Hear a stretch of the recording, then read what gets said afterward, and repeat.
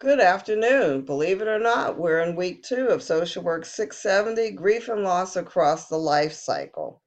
So to talk about the objectives, reading, and media for this week, the objectives for week 2 are as follows.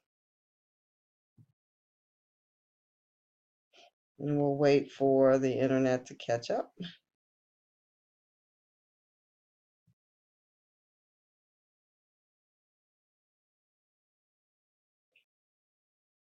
The objectives are to identify and discuss grief theories, to comprehend the range of grief expression, and identify signs of complicated grief, to identify and discuss family and cultural influences on expressions of grief and loss. So the readings for this week are as follows: chapter 1 and 2 out of the text, 2 articles that are required. One is on sacred content, secular context, a generative theory of religion and spirituality for social work. So this article talks about the fact that in social work, we were encouraged to be secular in our views, but more and more there is recognition that we also have to take into consideration religion and spirituality. And then the second is loss as a universal concept and around aspects of loss in diverse situations. This is a theme for this week in terms of discussions about grief and loss not being universally experienced, but differing across cultures. And then there's a recommended article. There are 3 videos this week. The first is on complicated grief. When does grief become not normal? When does it impact behavior? And when should we think that grief is complicated and may require some intervention? And again, this differs across cultures, so we have to keep that in mind. The second video is a short video on cultural humility versus this concept of cultural competence. And then the last video is a video of Dr. Kubler-Ross and her work with dying individuals, both young and older, and the stages of that dying process that she developed. And since it's a long video, there are segments that are recommended for you to look at if you do not have the time to look at the entire video. There are 2 assignments this week. And the 2 assignments are, one is a discussion post, since each week a lot of the time in this class is spent on class participation. So there is the discussion post, and then there is a written assignment. So for your only discussion post this week on working with grief, that discussion post requires you to think about an experience at your place of work or your field placement. And you're going to first describe that scenario. How would you characterize the identified loss? So this is a time when you work with a client who experienced a loss. So you're going to describe it, you're going to characterize it, identify the client's behavioral expression of grief. Was the client aware of this expression? How did the client's awareness impact your ability to address the loss?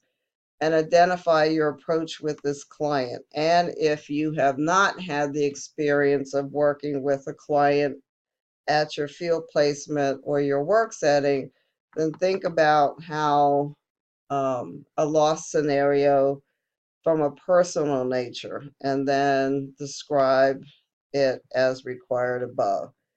You're responding to 2 of your classmates. As always, your initial post is due by the end of day on Thursday, and your follow-up is due by Sunday of next week.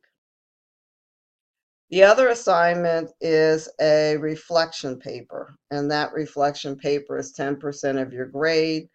I don't believe in the rubric that you will take a look at that there is a page requirement.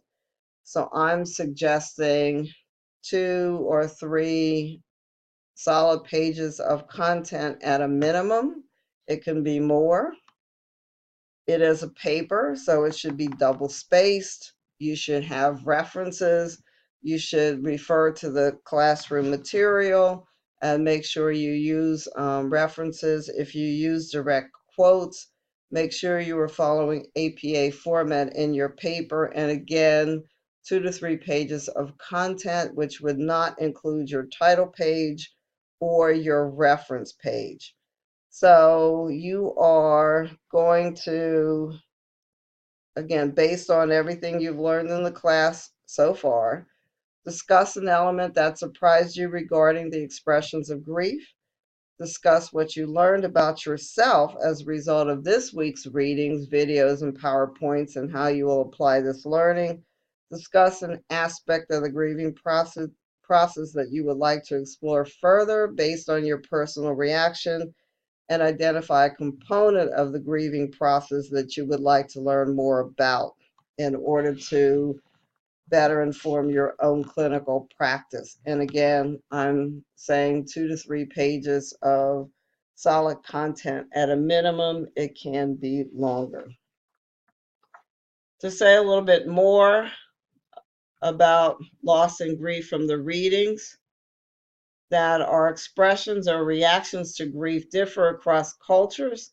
So a focus this week is on diversity. The video emphasis on cultural humility versus cultural competence is very important. Cultural humility focuses more on us constantly learning and understanding about different cultures, and that it's not just about us as individuals, even though it's important for each of us to know ourselves as cultural beings. Cultural competency says that we think we can ever be an expert in someone else's culture. Cultural humility says that we are constantly learning about others' cultures and how it impacts them in terms of behavior and expressions, especially in this case with loss and grief. So keeping this in mind as we discuss theory, a lot of the readings this week talk about various theoretical frameworks. And theory is important because it's the roadmap that takes us on the journey to understanding a particular phenomena. It's necessary to help explain a concept and for us to see how those explanations evolve. So psychoanalytic theory, which is Freud, is one aspect or one theoretical framework to take a look at. Linderman talked about various stages, and those stages were somatic distress, preoccupation and thoughts of the deceased, guilt, hostility, and loss, and those loss of usual patterns of behavior. Parks talked about that bereaved persons who work through grief and express emotions can achieve resolution. Bowlby's attachment theory is another framework that's important to understand in terms of how people respond to losses. The social functional approach states that recovery is more likely when emotions focused on the pain and negative nature of the loss are minimized or regulated, and when positive emotions that encompass potential gains are sought after or enhanced. Postmodern social constructionist theory view of grief states that the mourning process is viewed as a crisis of meaning. Dr. Kubler-Ross, her theories were really focused on the 5 stages of dying, and we have taken her theory and tried to apply those stages to the grieving process. And so the theory has been criticized because of feeling that people don't go through linear stages, and these stages people can experience one, come back to it, But remember, her theory was to be applied to stages of dying, not stages of grieving after a death has occurred. And then there's also discussion of the grief task model, and then complicated grief.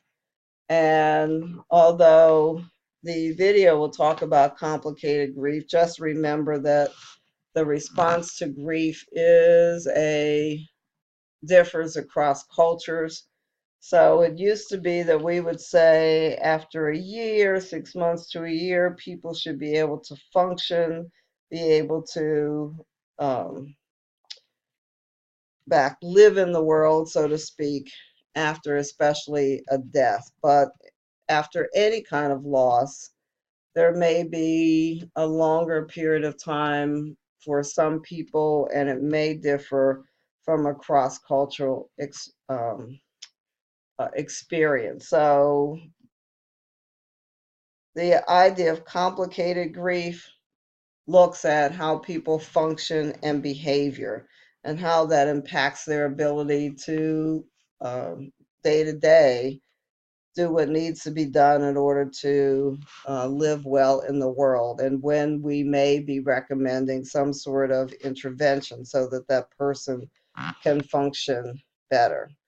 So that is your assignments for this week, the readings for this week.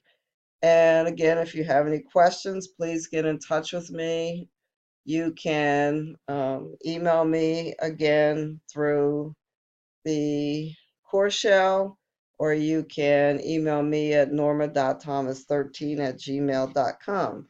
I look forward to reading your assignment this week and also responding to your discussion post.